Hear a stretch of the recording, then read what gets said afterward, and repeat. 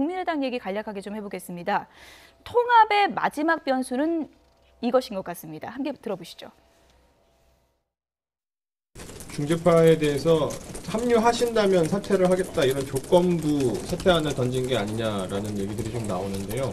중재파분들 지금 이제 아직 결심을 못하고 계신 분들 지금까지 당이 제대로 하나로 갈 수 있도록 정말 많은 노력을 해주셨습니다. 그 충심 그리고 당에 대한 사랑은 어느 분들보다도 크신 분들로 저는 생각합니다. 한 분이라도 더 함께 하실 수 있도록 저는 노력하고 있습니다. 그분들이 통합신당 쪽으로 합류하지 않으셔도 13일 사퇴에는 변함이 없는 건가요? 저는 함께 하실 거라고 믿습니다. 유승민 대표랑도 합의가 되신 내용이에요? 아침에 의논했습니다.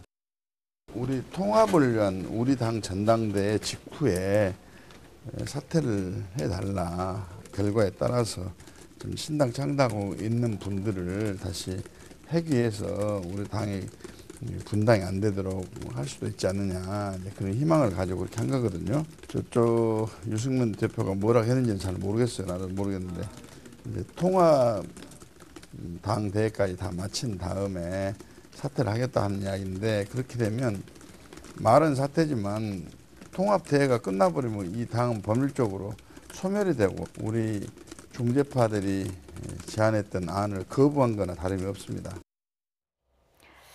길고 복잡하게 들으셨는데 그러니까 안철수 대표는 중재파가 오면은 내가 사퇴하겠다라는 거고 중재파에서는 통합대회 전에 빨리 사퇴하라는 왜 안 하냐 이 요청인 것 같은데요. 정치라는 게 타이밍의 예술이고요.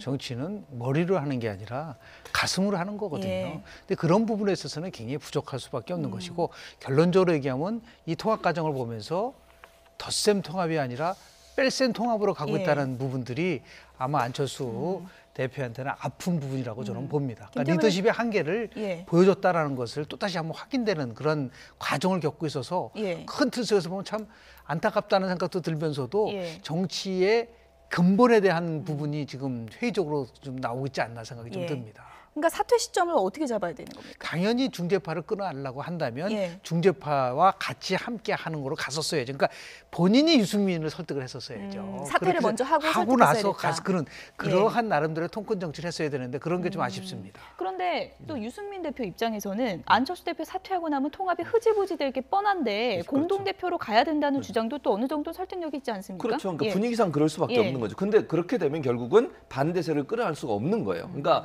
아까 김 교수님 말씀하신 것처럼 뭔가를 얻으려면 본인이 내놔야 되거든요. 근데 본인은 내놓지 않으면서 저쪽 반대쪽의 사람들로부터 먼저 포기하라고 얘기하니까 받아들이기가 힘들게 되는 거죠. 그러니까 결국 안철수 대표 입장에서는 만약에 통합되는 게 문제 없이 잘 될 거라는 확신이 있다고 하면 내놓을 수 있겠죠. 근데 그게 안 되니까 지금 못 내놓은 거 아니겠습니까? 저는 그래서 그거는 본인이 자신이 없다고 보는 거예요. 통합에 자신이 없다. 그렇죠. 만약에 내놨을 때는 통합이 안 될 수 있다는 불안감을 갖고 있다고 하면 정말 당원들이 원하는 통합이라고 하면 본인이 그렇게 하더라도 통합이 돼야 되는 거 아닙니까?